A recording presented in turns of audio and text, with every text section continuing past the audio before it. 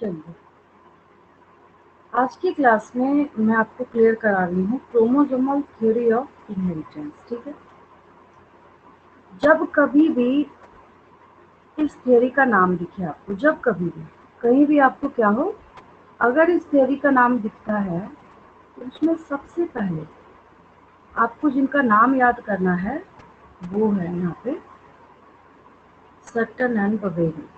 ठीक है, तो हम लोग पेज लेते हैं यहाँ पे, फटाफट मेरे साथ लिख के चलिए आप लोग भी। ठीक है, लिख लीजिए यहाँ पे chromosomal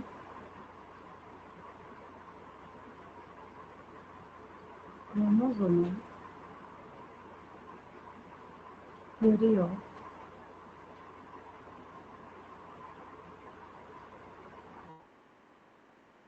inheritance. Chromosomal theory of inheritance was proposed by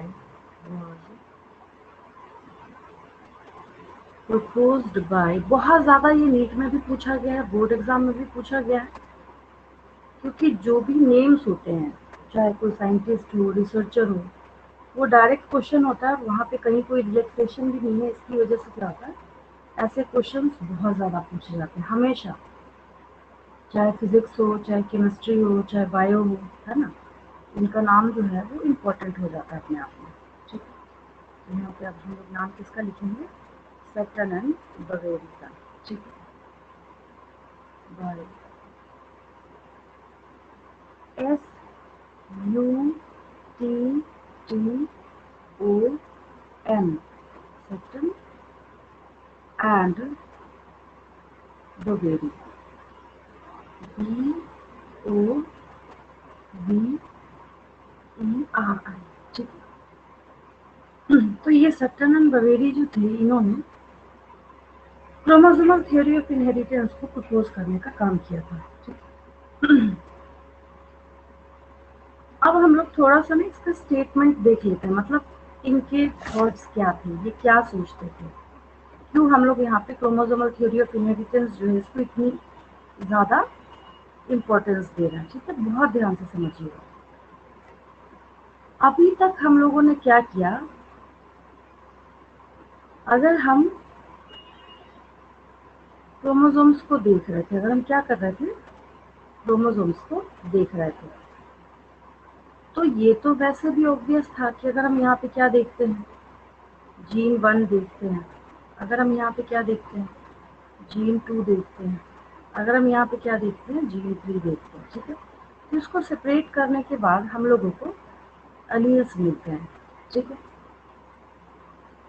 तो ये बात पहले से भी पता थी, जो मैंने आपको पिछली क्लास में बताया कि यहाँ पे बस क्या किया गया है, इस कॉन्सेप्ट में जो अलील या फैक्टर, ये क्या है, इसको मैं क्या लिख सकती हूँ, यहाँ पे पता है आपको, तो इसको मैं यहाँ पे मार्क कर देती हूँ। क्या है ये, अलील्स, मतलब जीन है, जीन को जब आप सेपरेट करेंगे तो आपको क्या मिलेगा, अलील्स मिलेगा यहाँ पे। ठीक है, तो ये आपको क्या दिख रहा है, यहाँ पे जीन दिख रहा है। ठीक, अगर आप इसको सेपरेट करेंगे, हो सकता है बाद में आपको समझने में दिक्कत आए, तो मैं यहाँ पे क्या करती हूँ, ऐसे आपको समझाने के लिए ऐसे मैंने इसको सेपरेट कर दिया, है ना। फिर क्या कीजिए, ये रहा फर्स्ट पेयर ऑफ अलील, ये रहा सेकेंड पेयर ऑफ अलील, और ये रहा थर्ड पेयर ऑफ अलील। ठीक है, मार्क कर दीजिए यहाँ पे 1 2 3, यानी यहाँ पे भी हम लोग क्या लिख सकते हैं, first pair, second pair and third pair. ठीक है, क्या है ये, तो इसके लिए मैं आपको बोल रही हूँ, ये सब जो आपको यहाँ पे 1 2 3 दिख रहा है, दैट इज, ये क्या है, आप इसको बोलिए अलील, ALLELES, अलील से पेयर में, अलील हमेशा कैसे होंगे, पेयर में होंगे। ठीक, और हम लोग क्या बोल सकते हैं इसको, मेंटल साहब क्या बोलते थे, फैक्टर बोलते थे, क्या बोलते थे, फैक्टर बोलते थे। ठीक, तो इसको देख के आप स्टेटमेंट सुनिए क्या है। सेपरेशन ऑफ क्रोमोसोम्स, क्या बोला मैंने? Separation of chromosomes lead to segregation of a pair of factors or alleles जो ये कैरी कर रहा है। कोई नई बात तो है ही नहीं। तो यहाँ पे ये क्या कर रहे हैं, खुद ही ये अपनी तरफ से स्टेटमेंट दे रहे हैं, स्टेटमेंट देने का काम कर रहे हैं। यहाँ पे साफ साफ ये क्रिस्टल क्लियर बता भी रहे हैं और ये बोलने की कोशिश भी कर रहे हैं कि यहाँ पे हम लोग सही में एक्चुअल में क्या देख रहे हैं कि यहाँ पे क्या है, जो फैक्टर्स हैं और वो अलील्स हैं। याद रखना है, कॉन्सेप्ट वही है, सिर्फ आपको क्या करना है, यहाँ पे इसको लिखते वक्त आपको मेंशन क्या बोला था इन्होंने, स्टेटमेंट क्या था इनका, ठीक है। यहाँ पे लिख लीजिए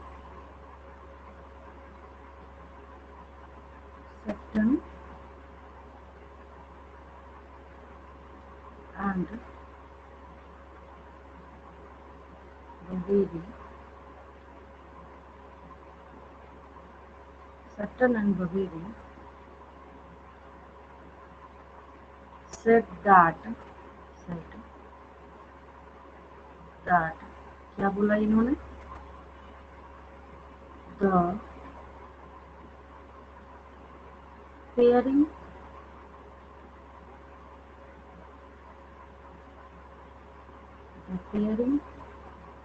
and separation the pairing and separation of a pair of, क्या दिख रहा है यहाँ पे, pair of factors, pair of factors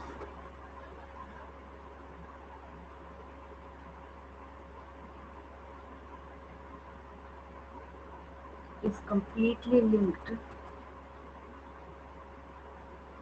is completely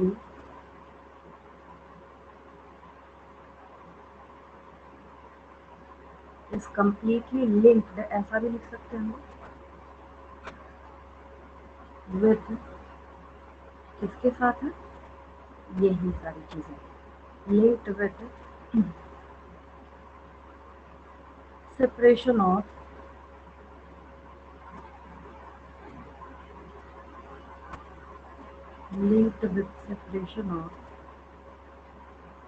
separation and segregation of and segregation of chromosomes, है ना। बस कुछ नहीं, हिंदी में क्या बोला मैंने, अगर हम लोग इसको हिंदी में समझे तो जो ये जीन है ना यहाँ पे, ठीक है, तो जीन का दूसरा नाम पहले से ही, मतलब जीन के भी पहले फैक्टर है, क्या है, फैक्टर, ठीक है। तो इसका मतलब है ये क्या हो गया, अलील्स का क्या मतलब हो गया, पेयर ऑफ फैक्टर, यही मतलब हो गया ना। तो इसके बेसिस पे अलील का क्या मतलब हो गया, अलील्स, और क्योंकि मैं सबको लिख रही हूँ यहाँ पे तो मैं लिख दूंगी पेयर्स ऑफ फैक्टर्स, बस मैं यहाँ पे क्या लिखूंगी, पेयर्स ऑफ फैक्टर्स, ये रहा। तो ये कंप्लीटली किसके साथ लिंक्ड है, तो ये कॉमन सेंस है कि क्रोमोसोम के साथ लिंक्ड है, ठीक है। तो ये हो गया क्रोमोसोमल थ्योरी ऑफ इनहेरिटेंस। मतलब ये जो स्टेटमेंट इन्होंने दे दिया ना, सिर्फ इतने स्टेटमेंट के लिए हम लोगों ने इनका नाम जो है वो हमेशा के लिए याद रखना स्टार्ट कर दिया, किनका, सटन एंड बवेरी का, ठीक है। लेकिन ये तो बस एक सिंपल सी बात है, अगर स्टेटमेंट पूछा जाए तब भी 1 मार्क क्वेश्चन, अगर आपको पूछा जाए who proposed chromosomal theory of inheritance तब भी 1 मार्क का क्वेश्चन, दोनों का नेम लिखना होता है, ठीक है। अब यहाँ पे ना एक और क्वेश्चन अराइज होता है। क्या क्वेश्चन ये अराइज होता है कि क्रोमोसोमल थ्योरी ऑफ इनहेरिटेंस को एक्सपेरिमेंटल वेरिफिकेशन किसने दिया था? यहाँ पे थोड़ा सा ध्यान से समझिए। क्या मतलब है इसका?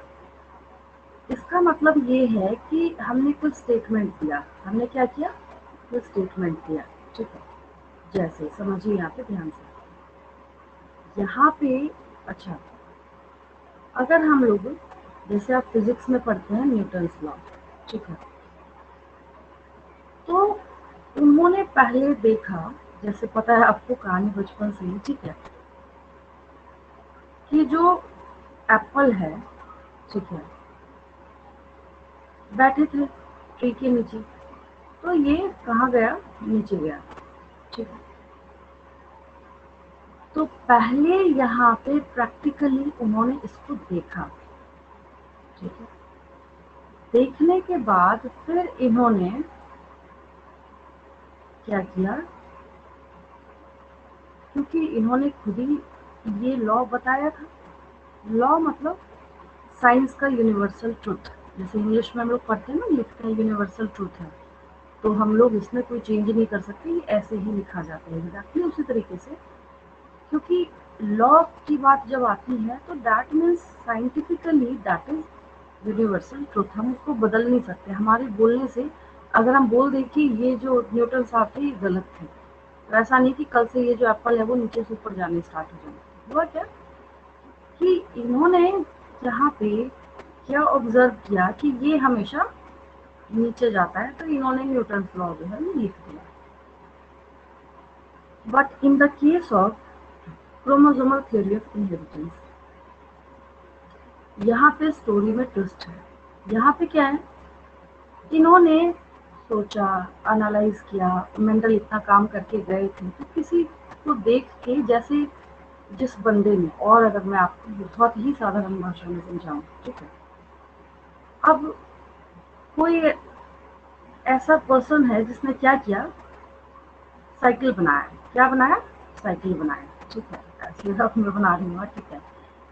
तो अब इस बेचारे ने तो बहुत मेहनत करी ना, जिसने भी बाइसिकल बनाने का काम किया, ठीक है, तो रियल क्रेडिट तो इसको जाता है ना। अब अलग बात है कि इसके बेसिस पे आज के डे में आप रॉयल एनफील्ड बना लीजिए, या दुनिया के किसी भी ब्रांड की आप बाइक बना लीजिए, मतलब आपने इसमें इंजन फिट कर दिया, तो ये कर दिया, तो वो कर दिया, तो बाइक बना, ठीक है।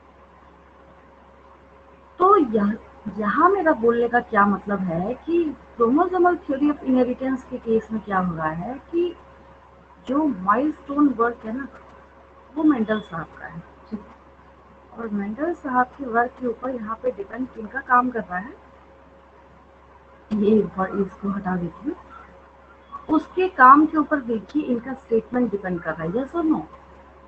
अभी जब मैंने बोला मैं ये नहीं लिखती, मैं नहीं लिखती सटन बगेरी, मैं कुछ भी नहीं लिखती, ठीक है। बस आपको मैं क्या कर रही हूँ, आपको सिर्फ इतना दिख रहा है कि क्रोमोसोमल थ्योरी ऑफ इनहेरिटेंस कुछ है ना। तो आप इसको देखने के बाद क्या बोलेंगे? बोलेंगे क्या नया बता दिया मैंने, ये तो आपको पता है, ठीक है। ये आपको ऑलरेडी पता है, जहाँ पे अपना नेम जो है वो लगाने का काम कौन कर रहे हैं? सटन बवेरी कर रहे हैं, ठीक है। बट रियल क्रेडिट किनको जाता है? मेंडल साहब को जाता है। स्टोरी में ट्विस्ट तब आएगा जब इसका एक्सपेरिमेंटल वेरिफिकेशन स्टार्ट होगा, इसी क्रोमोसोमल थ्योरी ऑफ इनहेरिटेंस। तो वो यही नहीं करेंगे, उनके बाद फिर आप थॉमस हंट मॉर्गन का नाम सीखेंगे हम लोग, ठीक है। अब देखिए, थोड़ा सा इसको देख लीजिए, इसको सुनने के बाद, देखने के बाद, समझने के बाद आपको कहीं से भी ऐसा फील नहीं होगा ना कि ये सब आपको नहीं पता है। जैसे as for example, chromosomes and genes are present as pairs in diploid cells, obvious है। अगर हम डिप्लॉयड सेल्स मतलब 2n देखते हैं, जिसकी प्लॉइडी क्या है? 2 सेट ऑफ क्रोमोसोम वाली है, मतलब डिप्लॉयड है, ठीक है। तो उसमें जो होमोलोगस क्रोमोसोम है ये सेपरेट कब होते हैं? ऑब्वियस है, मियोसिस। मैंने आपको पिछली क्लास में एक्सप्लेनेशन दिया था, हर क्लास में मैं रिपीट करूंगी इस पूरे चैप्टर में आपको कभी भी जिक्र नहीं किया जाएगा माइटोसिस का। किसका नहीं जिक्र किया जाएगा? माइटोसिस का, नेवर, कभी नहीं। क्या रीजन है? क्योंकि यही वो मियोसिस है जिसकी वजह से इस पूरे बायोस्फीयर में गैमेटोजेनेसिस का जो फेनोमेना है ये परफॉर्म हो पाता है। मियोसिस बंद कर दीजिए, ये भी बंद हो जाएगा। तो बहुत सिंपल सी बात है, ठीक है। अब ये क्योंकि गैमेटोजेनेसिस है यहाँ पे, it is directly linked with the phenomena fertilization, ठीक है। तो गेमेटोजेनेसिस होगा, मतलब मेल एंड फीमेल गेमेट बनेंगे, तो इनके बीच में क्या होगा? फ्यूजन होगा। उस फिनोमेना को क्या बोलते हैं हम लोग? उस फिनोमेना को हम लोग फर्टिलाइजेशन बोलते हैं। ये फर्टिलाइजेशन क्या करता है? Restores chromosome number to diploid condition. ये बहुत बड़ी बात है जो मैंने आपको पिछली क्लास में समझाया था, एक रफ वर्क की थी कि यहाँ पे क्या होता है कि प्लॉइडी को मेंटेन करके रखना भी एक बहुत बड़ा टास्क है अपने आप में। ये भी क्या है? जैसे ये रफ पेज है पिछली क्लास का, है ना, बहुत ज्यादा ये मतलब रफ जैसा लग ही रहा है देखने से, बट हाँ आपको याद आएगा कि मैंने यही बात घूम फिर के यहाँ पे रिपीट करी थी कि अगर यहाँ पे प्लॉइडी डिप्लॉयड है, यहाँ पे भी डिप्लॉयड है, सबसे बड़ा और चैलेंजिंग जॉब क्या होता है सेक्सुअल रिप्रोडक्शन के पास? जो प्लॉइडी है उसको हमेशा के लिए डिप्लॉयड करके ही मेंटेन करके रखना। यही बात मैं बोल रही हूँ, ठीक है। ये बहुत बड़ा चैलेंजिंग जॉब है, ठीक है। ऐसा नहीं कि कोई इजी काम है हमने कर लिया, अगर ऐसा नहीं होता, अगर ये गैमेटोजेनेसिस ने यहाँ पे क्रोमोसोम का जो नंबर है वो हैप्लॉइड नहीं करा होता, बात समझिएगा, ठीक है। तब तो जो फर्टिलाइजेशन के बाद जायगोट बन रहा है वहाँ पे प्लॉइडी क्या हो जानी चाहिए थी? पता चलता वो कैसा हो जाता, 46 प्लस 46, वो डबल वहाँ पे क्रोमोसोम्स हो जाते, 92 क्रोमोसोम्स हो जाते, बट वैसा तो नहीं होता। The chromosomal theory of inheritance claims it is the chromosome that segregates and assorts independently. क्या आया पिछली क्लास में? मैंने आपको क्या सिखाया? Law of segregation and principles of independent assortment. किनका कॉन्सेप्ट है ये? मेंडल का कॉन्सेप्ट है, ठीक है। बस वहां पे क्या किया जा रहा है? क्रोमोसोम का यूज किया जा रहा है, ठीक है। तो मैंने आपको यहाँ पे एक एक वर्ड जो है वो एक्सप्लेन किया है कि यहाँ पे क्रोमोसोमल थ्योरी के अंदर क्या बोला जा रहा था। मैंने आपको क्या बोला था? जब मैं आपको ये क्रोमोसोमल थ्योरी ऑफ इनहेरिटेंस पूरा का पूरा एक्सप्लेन कर दूंगी, ठीक है, मुझे एक बात बताइए, इसके अंदर एक भी आपको ऐसा टर्म नहीं दिखा होगा, शब्द नहीं दिखा होगा, वर्ड नहीं दिखा होगा जो आप बोले कि नहीं हमें ना पता नहीं था? आप बोलेंगे क्या है इसमें, कौन सी नई बात है? ये तो हमें पता थी ऑलरेडी, है ना, ये चीजें हमें ऑलरेडी पता थी, कुछ नया नहीं बताया इन्होंने। बट क्योंकि ये क्रोमोसोम क्रोमोसोम क्रोमोसोम करके रिपीट कर रहे हैं, तो आगे जाके इसकी इम्पोर्टेंस बहुत ज्यादा हम लोगों के लिए बढ़ने वाली है, इंक्रीज होने वाली है। जो आप समझना चाहते हैं समझ लो, ठीक है। क्रोमोसोम है कैसे होते हैं? पेयर में होते हैं। तो जीन कहाँ होता है? क्रोमोसोम पे। तो वो कैसे होंगे? पेयर में होंगे। नाम क्या है उसका? अलील है। तो ये किस में होगा? डिप्लॉयड सेल में होगा, ठीक है। यहाँ पे एक टर्म है होमोलोगस क्रोमोसोम, ये अगेन आपको वापस लेके जाता है कहाँ पे? क्लास 11th में, ठीक है। वो भी मैं आपको समझा दूंगी कि होमोलोगस क्रोमोसोम का क्या मतलब होता है। अभी आगे बहुत सारी एक्सप्लेनेशन बाकी है, ठीक है। तो ये सेपरेट कब होंगे? मियोसिस के टाइम में। Why meiosis? Because the type of cell division that is meiosis is responsible for gametogenesis, ठीक है। गेमेटोजेनेसिस होगा तो क्या होगा? मेल एंड फीमेल गेमेट बनेंगे। फिर क्या करेंगे? वो फ्यूज करेंगे। क्या बोलते हैं उसको? फर्टिलाइजेशन बोलते हैं। क्या होता है फर्टिलाइजेशन में? डिप्लॉयड कंडीशन जो ये लेके चला था अपने पेरेंट्स से, उसको मेंटेन किया जा रहा है, ठीक है।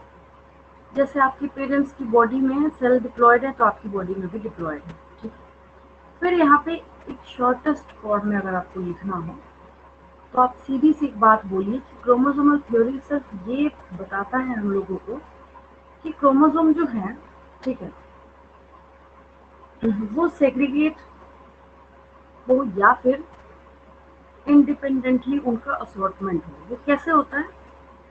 वो जब भी होगा तो हमेशा ही ये एक डिसिप्लिन को फॉलो करके होता है। और ये दोनों कॉन्सेप्ट किनके हैं? मेंडल के हैं। ठीक है, तो ये क्या है आपका यहाँ पे? Chromosomal theory of inheritance. क्या है ये? क्रोमोसोमल थ्योरी ऑफ इनहेरिटेंस है। ठीक है, अब इसके पहले कि मैं आपको सिखाऊं, समझाऊं, ये बताऊं क्या कि क्या एक्सपेरिमेंटल वेरिफिकेशन हुआ था इस क्रोमोसोमल थ्योरी ऑफ इनहेरिटेंस का? हाँ, वापस उस रफ पेज पे जाती हूँ मैं, क्यों ये डिस्कशन कर रही थी अभी याद आया मुझे। मैंने ये क्यों बीच में न्यूटन्स लॉ बोलना स्टार्ट कर दिया था, अभी मुझे याद आया अचानक से। देखिए, पहले क्या हुआ यहाँ पे, हम लोगों ने ना एक मतलब ऐसा बोल सकते हैं धारणा बना ली है बहुत टाइम से। हम पहले क्या करते हैं, थ्योरी की पढ़ाई करते हैं, हम लोग उसको पढ़ते हैं, रटते हैं, फिर आप लैब में जाते हैं, फिर आप एक्सपेरिमेंट करते हैं। जो सबसे बड़ी गलती है, सबसे बड़ा जो मिस्टेक है किसी बच्चे के लिए, किसी भी इंस्टीट्यूशन के लिए, किसी भी स्कूल के लिए, कहीं पे अगर कोई भी लॉ होता है, थ्योरी हो, प्रिंसिपल हो, हाइपोथेसिस हो, वो किस पे डिपेंड कर रहा होता है? वो एक्सपेरिमेंट। अब ये प्रैक्टिकली इन्होंने देखा पहले। कैसे देखा इन्होंने? इसको प्रैक्टिकली देखा, यानी ये स्टेप 1 है, तो ये स्टेप 2 है। किन्होंने किया? मेंडल साहब ने किया। इसका थोड़ा उल्टा करते हैं। क्या मतलब है? ये न्यूटन साहब ने जो किया, ठीक है। अब यहाँ पे हम लोग किनको देखते हैं? अब इनकी जगह पे हम लोग बायो में चलते हैं। इस फिजिक्स की बजाय हम लोग क्या करते हैं? मेंडल्स लॉ देखते हैं। ठीक है, क्या किया इन्होंने? आप बोलेंगे इन्होंने क्या किया? पी प्लांट को लिया, गार्डन फील्ड लिया, इसके ऊपर इन्होंने कितनी मेहनत करी बताइए? 7 ईयर्स का एक्सपेरिमेंट किया। 7 ईयर्स का एक्सपेरिमेंट करने के बाद law of dominance, law of segregation, law of independent assortment, ये सारी चीजें बताना स्टार्ट करी उन्होंने। यहाँ पे भी स्टेप 1 क्या है? प्रैक्टिकल है। फिर क्या है? लॉ है। अभी क्या हो रहा है लेकिन? अभी अगर हम लोग क्रोमोसोमल थ्योरी ऑफ इनहेरिटेंस की बात करते हैं, अगर किसकी बात करते हैं हम लोग? अगर हम लोग यहाँ पे क्रोमोसोमल थ्योरी ऑफ इनहेरिटेंस की बात करते हैं, क्रोमोसोमल थ्योरी ऑफ इनहेरिटेंस, ठीक है, सटन एंड बवेरी ने जो प्रपोज किया है, तो बड़ी आसानी से स्टेटमेंट दे रहे हैं क्रोमोसोमल थ्योरी ऑफ इनहेरिटेंस के लिए। ठीक है, ये प्रॉपर स्टेटमेंट दे के जा रहे हैं, कह रहे हैं देखो भाई जो ये क्रोमोसोम अवेलेबल है, ठीक है, और इसके ऊपर भी जब आप किसको देखना स्टार्ट करते हैं? जीन्स को देखना स्टार्ट करते हैं, तो ये कैसे प्रेजेंट होते हैं पेयर में, जो भी है एक्स वाई जेड जो भी बता रहे हैं। ठीक है, इनके पहले, यानी इस क्रोमोसोमल थ्योरी ऑफ इनहेरिटेंस के बताए जाने के पहले, क्या मैंने आपको या दुनिया की किसी बुक ने आपको कोई प्रैक्टिकल वर्क सिखाया? तो क्या यहाँ मैंने बोला था, मेंडल्स लॉ मैंने पढ़ाया, तो यहाँ मैंने आपको सिखाया था भाई देखो इन्होंने 7 ईयर्स का एक्सपेरिमेंट किया था। आपको न्यूटन्स लॉ पढ़ाया आपके टीचर ने, वहाँ पे भी शुरुआत में बचपन में बच्चों को यही यही चीज़ सिखाई जाती है। ऐसा फेनोमेना हुआ, फिर ये न्यूटन्स लॉ लिख के बैठ गया। ठीक है, लेकिन इसके केस में क्या है, इसके पहले हमने कोई एक्सपेरिमेंटल वेरिफिकेशन नहीं देखा। ठीक है, तो इस क्रोमोसोमल थ्योरी ऑफ इनहेरिटेंस की जो स्टोरी आपको यहाँ पे नजर आती है, तो इस क्रोमोसोमल थ्योरी ऑफ इनहेरिटेंस को, किसको? इस क्रोमोसोमल थ्योरी ऑफ इनहेरिटेंस को एक्सपेरिमेंटल वेरिफिकेशन, क्या बोल रही हूँ मैं? एक्सपेरिमेंटल वेरिफिकेशन मतलब पूरा कंप्लीटली प्रूफ करने के बाद होता है ना, प्रूफ करना, स्टैंप लगाना, वो काम कौन करेंगे? Thomas Hunt Morgan. कहानी समझ आई मेरी, है ना? बहुत ईजी तरीके से मैंने आपको छोटी छोटी बातें जो है वो एक दूसरे के साथ कोरिलेट करके आपको समझाया। तो यहाँ पे रोल किनका बढ़ रहा है, यहाँ पे रोल बढ़ रहा है या फिर इम्पोर्टेंस हम किनको देंगे, थॉमस हंट मॉर्गन को। ठीक है, स्टोरी अब चेंज हो जाएगी यहाँ से। इसके पहले कि मैं आपको ये थॉमस हंट मॉर्गन का वर्क एक्सप्लेन करूँ, इसके बैकग्राउंड में एक बहुत इम्पोर्टेंट चीज जो है वो हिडन है। क्या हिडन है? पूरा जो चैप्टर था ना आपके पास 11th क्लास में, ये देखिए, पता है ये क्या है यहाँ पे? ये आपका यहाँ पे complete chapter of class 11th है, that is cell cycle and cell division. ठीक है, सिर्फ मेरा यहाँ पे थोड़ा सा ये मोटिव है यहाँ पे कि मुझे आपको याद करा देना है क्लास 11। पूरा चैप्टर तो अभी मैं करा नहीं सकती क्योंकि आपको सिलेबस भी करना है। तो यहाँ देखिए, जाके नीट के प्रीवियस ईयर क्वेश्चंस में ढूंढना स्टार्ट कीजिए, ऑप्शन वाइज ऐसे क्वेश्चन पूछे जाते हैं। देखिए साथ साथ मैं लिख देती हूँ, बहुत ज्यादा ये क्वेश्चन पूछा गया है। किसी भी ईयर में जाके आप ढूंढना स्टार्ट कीजिए, आपको मिल जाएगा, है ना। फ्रिक्वेंटली पूछा गया है, क्वेश्चन का लैंग्वेज चेंज किया जाता है बट क्वेश्चन यही होता है। नीट के जब हम लोग क्या करते हैं, क्वेश्चन को देखना स्टार्ट करते हैं, रीजन क्या है कि ये कंफ्यूजिंग है और बच्चों को तब तक याद नहीं रहता है। एग्जामिनर को भी पता है कि बच्चा 12th पढ़ के तो बैठा है बट उसने 11th को रिकॉल नहीं किया है। ठीक है, क्या क्वेश्चन है, सो देखिए, which of the following which of the following series of cell cycle is correct? है ना, कुछ भी हो सकता है, मार्क द राइट ऑप्शन, समझ रहे हैं आप? ठीक है, स्टेटमेंट कुछ भी हो सकता है बट क्वेश्चन यही है। ऑप्शन देख लीजिए, ऐसे आपको ऑप्शन दिया जाएगा वहाँ पे। मैंने आपको 4 ऑप्शंस दे दिए।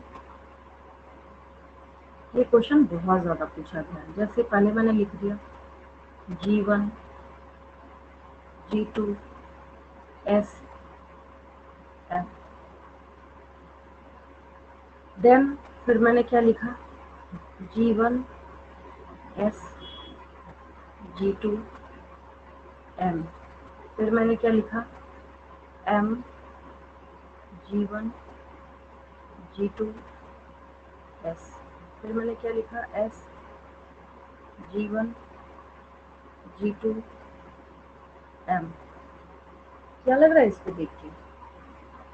अब आपको ऐसा फील हो रहा है, अब बोल रहे हैं अच्छा ये तो सारे एक जैसे दिख रहे हैं, है ना, किसी को भी टिक कर देते हैं। कई बच्चे क्या करते हैं, उनको लगता है अच्छा यहाँ तो G1 के बाद G2 आएगा, ऑब्वियस है। बच्चे क्या करते हैं, बी को ही यहाँ पे वो गलत समझ लेते हैं, बाकी ऑप्शन में से वो फिर वहाँ पे तुक्के लगाना स्टार्ट करते हैं, जबकि एक्चुअल में यहाँ पे राइट ऑप्शन क्या है, यही है, G1, S, G2, M। Direct question है ये, आपको 2000% कंफर्म होके मैं बोल रही हूँ, ये क्वेश्चन आपको जरूर दिखेगा, आप उसको ढूंढिए। ठीक है, नीट के प्रीवियस ईयर क्वेश्चंस में तो आपको यहाँ पे दिख जाएगा। बच्चे यहाँ पे बी को डिस्कार्ड करते हैं बट एक्चुअली यहाँ पे जो राइट सीरीज है आपके पास वो क्या है कि जब आप फेजेस ऑफ सेल साइकिल देखना स्टार्ट करते हैं, जब आप क्या करते हैं, फेजेस ऑफ सेल साइकिल देखना स्टार्ट करते हैं, तो वहाँ पे यही राइट फेज है। G1 के बाद S आता है, S के बाद G2 फेज आता है और G2 फेज के बाद M फेज आता है। ठीक है, हो गया। कहाँ से बोल रहे हैं आप, ये आपने कैसे कंफर्मेशन करा है, कैसे मार्क कर दिया इसको, कैसे सही बता दिया आपने? आप यहाँ पे गारंटी के साथ बोल रहे हैं कि पहले G1 आएगा, पहले क्या आएगा, G1 आएगा, पहले क्या आएगा, G1 आएगा, फिर क्या आएगा, S आएगा, फिर क्या आएगा, G2 आएगा, फिर क्या आएगा, M आएगा। ये देखिए आ गया, राइट आंसर मिल गया आपको यहाँ पे। ये है क्लास 11th और ये है आपके 1 साल की जर्नी क्लास 12th। ठीक है, क्या मेजर डिफरेंस दिखा आपको यहाँ पे? ये वैसा ही डिफरेंस है जैसे अब जब आप इंग्लिश में किसी भी चीज को लिखना स्टार्ट करते हैं तो अब आपको बार बार टीचर जो सारे अल्फाबेट्स हैं ए से लेके जेड तक आपको हर क्लास में बताने की जरूरत नहीं पड़ती टीचर को। ठीक है, एग्जैक्टली उसी तरीके से 12th क्लास में आप अभी जो पढ़ाई कर रहे हैं, ठीक है, तो ये मान के चल रहा है कि बच्चे ने क्लास 11th में सीखा हुआ है G1 और G2 के बीच में एस फेज आता है। इस पर भी क्वेश्चन है, which of the following is the intermediate phase of G1 and G2। वहां पे आपको 4 ऑप्शन फिर से दे दिया जाएगा, option A G1, B S, C G2 and D M. तो टिक किसको करना होता है, याद रहेगा तभी तो टिक कीजिएगा, है ना। एस फेज को किसको कीजिएगा, एस फेज को कीजिएगा। क्यों लिखा मैंने यहाँ पे एस, मैंने अगर मैं ऐसे चिपका देती यहाँ पे लिख देती, मैंने लिख दिया चलो भाई बुक में ना एस कर लो, जैसे कई बार होता है ना, जब जिस भी बैच को मैंने पढ़ाया मैं उनको याद दिलाती हूँ कि यहाँ बीच में एस है। क्यों बता रही हूँ मैं, मुझे क्या पड़ी हुई है यहाँ पे जो बना हुआ है, मैं बोलूँ चलो देखो यहाँ पे 1 है, 2 हो गया, ऐसे हो गया, ऐसे हो गया, काम खत्म। बच्चा बोलेगा ठीक है मैडम हमें समझ आ गया। स्टूडेंट को भी पता है कि भाई 11th में तो मैंने पढ़ाई करी नहीं थी, अगर मैं टीचर से पूछूं तो वो फिर बोलेंगे क्यों तुम क्यों पूछ रहे हो, है ना। ये जो एस फेज है, ये जो क्या है, एस फेज है, that is copyrighted for DNA replication. Again the next important question of NEET. ठीक है, फिर वापस आपको ये प्रीवियस क्वेश्चन में दिख जाएगा।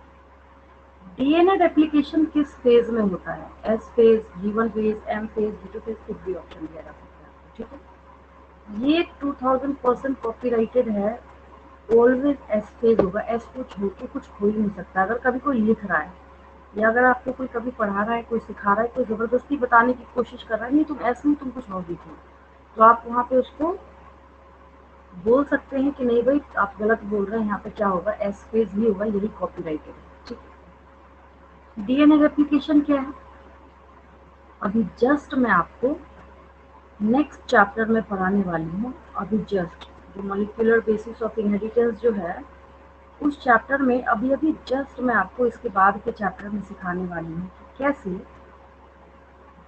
यहाँ पे जो डीएनए है, पहले मैंने क्या करा, रेड कलर की 2 स्ट्रैंड्स बनाए, मैंने दोनों को सेपरेट कर दिया है। ठीक है, फिर क्या करना है, एक दूसरा कोई सा भी कलर ले लीजिए जो आपका मन करे, फिर आपने यहाँ पे इसका दूसरा स्ट्रैंड बना दिया। क्या हुआ यहाँ पे, हुआ ये यहाँ पे कि यहाँ पे 1 क्रोमोसोम है, क्या है यहाँ पे 1 क्रोमोसोम है। ठीक है, क्या हो गया, 1 क्रोमोसोम से यहाँ पे 2 क्रोमोसोम्स बन गए। क्या बन गए यहाँ पे, ये साफ साफ आपको दिख रहा है कि ये पहला क्रोमोसोम और ये दूसरा क्रोमोसोम, मतलब यहाँ पे अब एक क्रोमोसोम से 2 क्रोमोसोम्स बन रहे हैं। और क्रोमोसोम का क्या मतलब है, आगे जाके और डिटेल में कराऊंगी आपको। एक्चुअली में बायोमोलिक्यूल्स में ये था, बट होता है ना कि बच्चों को याद नहीं रहता। हर बैच में मैंने ये चीज़ नोटिस करी है, जब बच्चों से पूछना स्टार्ट करूँ तो याद नहीं रहता तब तक में, क्योंकि 11th की चैप्टर ज़्यादा है, थोड़ा जल्दी जल्दी भी करने के चक्कर में बच्चों के दिमाग से जो कॉन्सेप्ट है वो स्किप हो जाते हैं, निकल जाता है या भूल जाते हैं, जो भी है, या फिर समझा नहीं हो पाए अच्छे से। क्रोमोसोम का मतलब है डीएनए प्लस प्रोटीन। तो एक्चुअल में मैं आपको वहाँ पे क्या पढ़ाऊंगी, डीएनए रेप्लिकेशन पढ़ाऊंगी नेक्स्ट चैप्टर में। ठीक है, यहाँ भी वही चीज़ है। कुल मिला के अगर आपसे पूछा जाए यहाँ पे क्रोमोसोम कितना है, 1, कितना बना है यहाँ पे 2 बना है। इस घटना को, इस प्रोसेस को, इस फिनोमेना को क्या बोलते हैं हम लोग, इसको हम लोग बोलते हैं डीएनए रेप्लिकेशन। क्या बोलते हैं हम लोग इसको, डीएनए रेप्लिकेशन। ठीक है,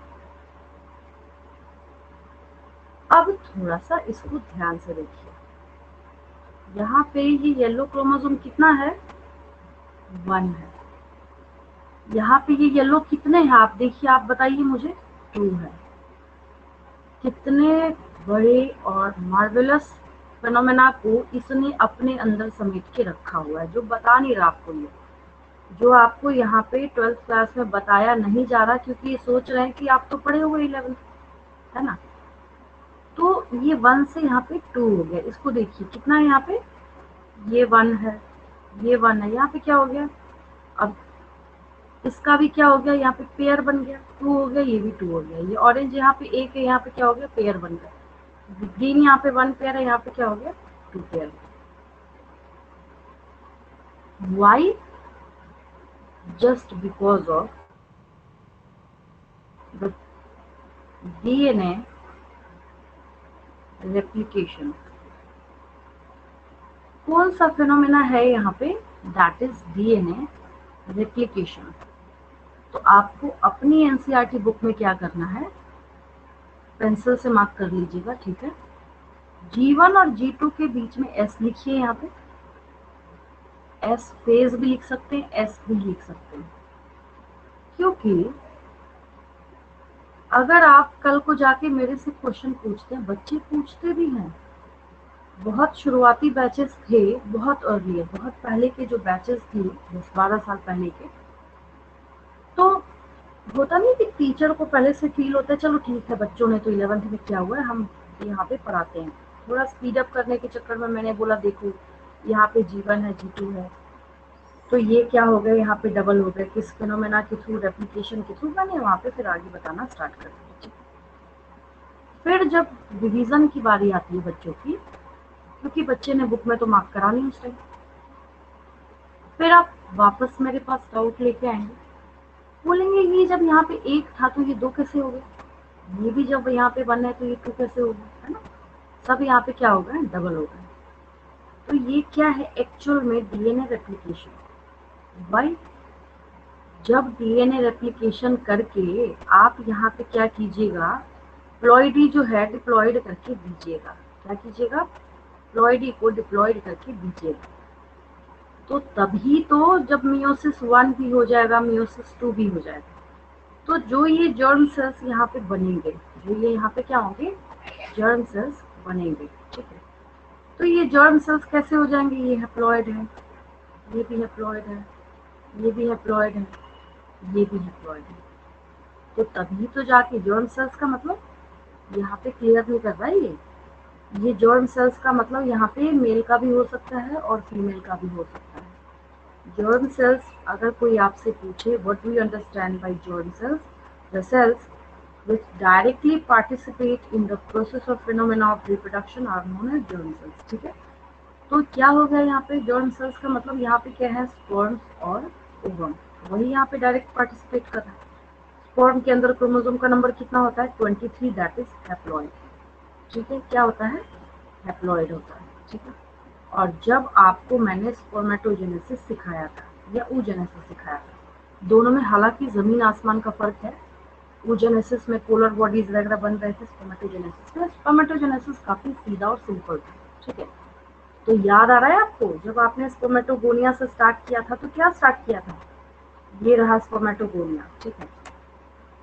आगे आप कैसे स्टोरी कर रहे थे, कैसे बना रहे थे आप इसको, एक सेल है, फिर इसमें मियोसिस 1 हुआ, क्या हुआ इसमें, मियोसिस 1 हुआ, मियोसिस 1 होने के बाद फिर क्या हुआ, मियोसिस 2 हुआ। यहाँ पे स्पेस नहीं है मेरे पास, ऐसे कर देती हूँ। फिर क्या होता है, 1 2 3 4, हैप्लॉइड हैप्लॉइड हैप्लॉइड हैप्लॉइड। ये हैप्लॉइड स्पर्म्स बनते थे, याद आया है ना। और एक क्वेश्चन भी सॉल्व कराया जाता है इसके ऊपर। अगर आपके पास नंबर ऑफ स्पर्मेटोगोनिया 100 है तो स्पर्म्स का नंबर कितना होगा, 4 से मल्टीप्लाई करते हैं आप उस क्वेश्चन के आंसर में। क्या रीजन है, रीजन ये है कि जब यहाँ पे एक जो है वो यहाँ पे 4 बनाने का काम कर रहा है, 1 2 3 4। तो 100 कितने बनाएंगे, 400। 100 कितने बनाएंगे, 400, है ना। ऐसे करके उसको सॉल्व किया जाता है, ठीक है। तो कुल मिला के यहाँ पे मोरल ऑफ द स्टोरी ये है कि इसको अगर हम कायदे से ऐसा बनाने की कोशिश करें जो आपकी बुक में बना हुआ है, मैं बना नहीं रही, जो बना हुआ है ऑलरेडी आपकी बुक में, तो ये रही वो सिंपल सी बात। बट इसने अपने पीछे बहुत सारी स्टोरी को हाइड करके रखा हुआ है। हमेशा आपको इस बात को अपने दिमाग में रखना है, ठीक है। और ये आपको यहाँ पे दिख रहा है कि कितनी ज़्यादा इम्पोर्टेंस है इस बात की कि आपने जो प्रीवियस क्लास की पढ़ाई करी है उसकी कॉन्सेप्ट्स कितने ज़्यादा आपके दिमाग में। मैंने ये नहीं लगाया होता, ये मैंने यहाँ पे नहीं लगाया होता, मैं आपको बताती भी नहीं, है ना। और अब मैं क्वेश्चन दे रही हूँ, ऐसे भी कई टीचर्स होते हैं। मैं क्या करूँ, ये पूरा डायग्राम जो है ये मैं फोटो कॉपी कर दूँ क्वेश्चन पेपर में, यहाँ पे मैं डैश कर दूँ और मैं बोल दूँ फिल इन द ब्लैंक्स, मतलब इस जगह को भरिए। अब आप बोलेंगे ये तो लिखा नहीं है किताब में, आपने आउट ऑफ सिलेबस पूछ लिया। एक्चुअली में ये आउट ऑफ सिलेबस नहीं है, ये आपके सिलेबस के अंदर का ही है ये, और आपके प्रीवियस यानी कि आपने जो पास्ट में पढ़ा था 11th क्लास में उससे आपको डायरेक्ट को रिलेट करके यहाँ पे क्वेश्चन पूछा जाए। अब अगर मैं बच्चे से पूछ लूँ कि यहाँ पे आप क्या करो, फिल इन द ब्लैंक करो, ठीक है। तो 100 में से मान लीजिए क्लास में मेरे स्ट्रेंथ है 100 स्टूडेंट्स की, ठीक है। 100 में से 2 स्टूडेंट्स एस फेज भरते हैं, तो मैं क्या समझूंगी, अच्छा इसका मतलब है मैंने ये जो डायग्राम क्लास में समझाया था वो सिर्फ 2 बच्चों ने समझा था। समझिएगा बात को ध्यान से, है ना। यहाँ पे बहुत आसानी से मार्क कर दिया गया है और बता दिया गया है आपको कि यहाँ पे जो मैंने सिंगल सिंगल सिंगल बनाया है वो यहाँ पे कैसे हो गया। अगर यहाँ पे प्रोबेबिलिटी डिप्लॉयड है तो उसका भी यहाँ पे पहले डबल बना है, और फिर इसने अश्योर किया है कि जो ये जर्म सेल्स बना के देगा उसकी प्लॉइडी क्या होगी, हैप्लॉइड होगी ऑलवेज। इसकी प्लॉइडी हमेशा क्या होगी, हैप्लॉइड होगी, हमेशा ऑलवेज हैप्लॉइड होगी इसकी प्लॉइडी। ये तो वर्ल्ड फेमस है, या फिर वर्ल्ड के किसी भी कोने में बैठा कोई भी बच्चा हो, चाहे वो ऑस्ट्रेलिया में पढ़ाई कर रहा हो चाहे अमेरिका में कहीं पे भी पढ़ाई कर रहा हो, अगर वो बोले भाई नहीं तो मैं तो यूएस में बैठा हूँ, मैं बोलूंगा कि जर्म सेल्स डिप्लॉयड होते हैं, पॉसिबल भाई है तो वो भी ह्यूमन ना। पूरे वर्ल्ड में जितनी भी ह्यूमन पॉपुलेशन है तो सबका फिनोमेना तो हम लोग कर रहे हैं, है ना। तो आगे जाके अब देखिए ये कितना मार्वेलस कॉन्सेप्ट था। मैंने यहाँ पे फिर वापस चैप्टर 3 भी ले आई मैं, अभी अभी मैंने आपको स्पर्मेटोजेनेसिस का एग्जांपल दिया, that is chapter 3 human reproduction. फिर मैं आपको चैप्टर 6 में लेके गई, ये देखिए दैट इज डीएनए रेप्लिकेशन। फिर मैं आपको कहाँ लेके आई, फिर मैं आपको इस चैप्टर में वापस लेके आई, principles of inheritance and variation, ठीक है। क्योंकि ये जो क्रोमोसोम क्रोमोसोम क्रोमोसोम क्रोमोसोम ये बैठ के रट लगाने का काम कौन कर रहे हैं, ये बार बार बैठ के रिपीट करने का काम जो है ये सट्टनन बवेरी कर रहे हैं। ये तो फिर रफ पेज है, ये कौन कर रहे हैं, ये सट्टनन बवेरी कर रहे हैं। बोल तो दिया बड़ी आसानी से। तो उसके पीछे जो है मतलब इस फेनोमेना के बैकग्राउंड में वो सारी चीज हिडन थी, ठीक है। जिसमें आगे जाके हम लोग ये देखना स्टार्ट करेंगे कि चलो ठीक है, पूरा जो क्रोमोसोमल थ्योरी ऑफ इनहेरिटेंस है, ठीक है, ये क्रोमोसोमल थ्योरी ऑफ इनहेरिटेंस है डेडिकेटेड टू सट्टनन बवेरी। चलिए भाई हमने आपको यहाँ पे बोल दिया कि भाई आप जो है ना यहाँ पे अमर हो गए, हमने आपको बोल दिया आपने बहुत बड़ा और महान काम किया था क्रोमोसोमल थ्योरी ऑफ इनहेरिटेंस बताने का, ठीक है। लेकिन एक्चुअल में इसके पीछे जो बैकग्राउंड वर्क है वो किनका छिपा हुआ है, मेंडल का। वापस मैं आपको को रिलेट कर रही हूँ भाई, बात तो वही आई घूम फिर के ना। यहाँ पे भी तो वही चीजें हम सीख रहे हैं, क्रोमोसोम पेयर में है, अलील्स भी पेयर में होते हैं, मतलब जीन का जो पेयर होता है उनको अलील्स बोलते हैं, या फैक्टर का जो पेयर होता है उसको हम लोग अलील्स बोलते हैं। तो इनका सेग्रीगेशन है या फिर इंडिपेंडेंट असॉर्टमेंट है, ये सब किसका कॉन्सेप्ट है, मेंडल साहब का कॉन्सेप्ट है, ठीक है। तो अब जो ये क्रोमोसोम की रट लगा के बैठे हैं, तो उस क्रोमोसोमल थ्योरी ऑफ इनहेरिटेंस को, उस क्रोमोसोमल थ्योरी ऑफ इनहेरिटेंस को जो एक्सपेरिमेंटल वेरिफिकेशन देने का काम किया था, वो किन्होंने किया था? थॉमस हंट मॉर्गन ने किया था। किन्होंने किया था? टीएच मॉर्गन ने किया था। और टीएच मॉर्गन का जब वर्क आएगा आगे जाके, तो उनके एक स्टूडेंट हैं अल्फ्रेड स्टर्टवेल। ठीक है, मैं बहुत ज़्यादा कॉम्प्लिकेट नहीं करूँगी कि आपके सर के ऊपर से जाने लगे, बस इतना याद रखिए आज की क्लास में। उनके एक स्टूडेंट ने जीन मैपिंग करी थी, जीन मैपिंग करके सिखाया था कि मेंडल जो अपना लॉ बता के गए, या फिर जो इंडिपेंडेंट असॉर्टमेंट बता के गए, अब नेचर में कुछ ऐसे एक्सेप्शंस आएंगे जहाँ पे उसको गलत किया जाए। वो आपको जिंदगी में या इस पूरे वर्ल्ड वाइड तब तक कोई टीचर नहीं समझा सकता जब तक आपको ये जो डायग्राम है, इमेज है, जो भी आप समझिए, ये आपको समझ नहीं आता है ना। तो ये आज की क्लास में मैंने आपको सिर्फ क्रोमोसोमल थ्योरी ऑफ इनहेरिटेंस जो है इसको क्लियर करा है। नेक्स्ट क्लास में मैं आपको क्या करती हूँ, इसके आगे का जो टॉपिक है वो मैं आपको समझाती हूँ। ठीक है, कोई डाउट तो नहीं आज की क्लास में? क्लियर है? चलिए ठीक है, इसको अच्छे से कंप्लीट कीजिए, बाकी मैं आपको नेक्स्ट क्लास में कराती हूँ।